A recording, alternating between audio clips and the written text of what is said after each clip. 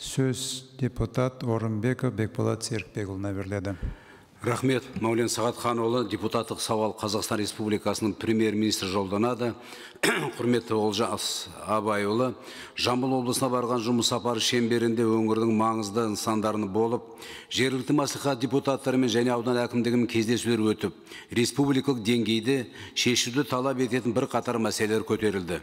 Солардың бірі 160 мың халқы бар Қордай ауданындағы республикалық жолдың жағдайы. Жамбыл облысы аумағынан өтетін республика маңызы бар автомобиль жолдарының жалпы ұзындығы 1194 шақырымды құраса, оның Қордай ауданы арқылы өтетіні 308 шақырым. 2023 жылы Қордай ауданында аумағында 238 жол көлік оқиғасы тіркелген. Оның салдарынан 54 адам қаза болса, оның 168-і республикалық маңызды жолдарда орын алып, 46 адам қайтыс болған. Бүгінгі күнге республика маңызы бар 18 шақырымды құрайтын Қарасу өтеген аралықтағы жол апатты жағдайда. Автомобиль жолы Сортөбе және Ауқат аудандарындағы ауылдарындағы кеден бекеттеріне дейін барғандықтан күнделікті жеңіл көліктердің басқа жүк көліктерді жиі қатынайды. Сортөбе мен Ауқатты кедендерінің жылына 650 мыңнан астам көлік өтеді. Сонымен қатар жол бағытымен 65 мыңдай халқы бар 14 ауылдың тұрғындары күнделікті жүріп жатады. Екінші мәселе Қордай шекаралық бақылау пункті арқылы өту процесі болмақ. Халықаралық байланыстарды, экономиканы, туризмді дамыту еліміздің шекарасы арқылы жолаушылар ағынының өсуіне серпін береді. Ол тек соңғы 10 жылда 3 есеге өсіп, 2023 жылы 54 миллион адамға жетті. Қордай автомобиль өткізу пункті қайта жаңарту мен жаңғыртудан кейін 2021 жылғы 2 сәуірден бастап іске қосылды. Өткізу пункті Қырғызстанмен шекарадағы ең ірі болып табылады. Тәулігіне 17 мыңға дейін жолаушы, ал жазғы кезеңде олардың саны 27 мыңға дейін жетіп, 3 мыңға дейін жеңіл көліктер мен автобустар жүріп отырады.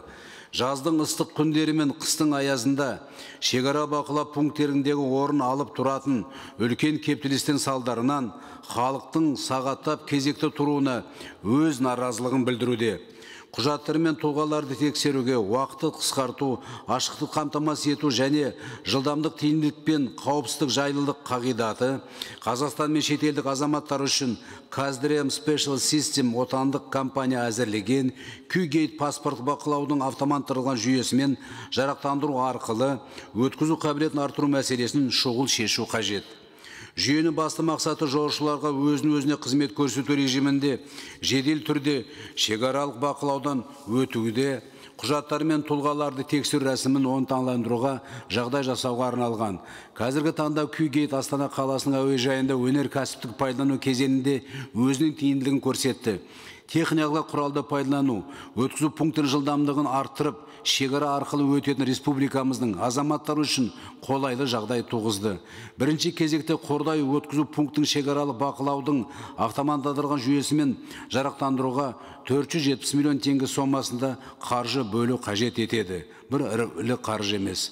Құрметті Олжас Абайұлы, жоғарыда аталғанды ескере келе жол қауіпсіздігін қамтамасыз ету мақсатында Қарасу өтеген аралықтағы республика жолдың күрделі жөндеуден өтуіне ықпал етуіңізді және үкімет деңгейінде қарқынды жолаушылар ағыны бар Қордай өткізу пунктінің техникалық жарақтандыру мәселесіндегі шекара қызметінің бастамасын қолдауыңызды, сондай-ақ заңға сәйкес депутаттық сауалды қарау нәтижелерін белгіленген мерзімде жазбаша жауап беруіңізді сұраймын. Депутаттық сауалдың толық мәтіні жолданатын болады. Құрметпен Сенат депутаттары Орынбеков, Арубаев. Рахмет.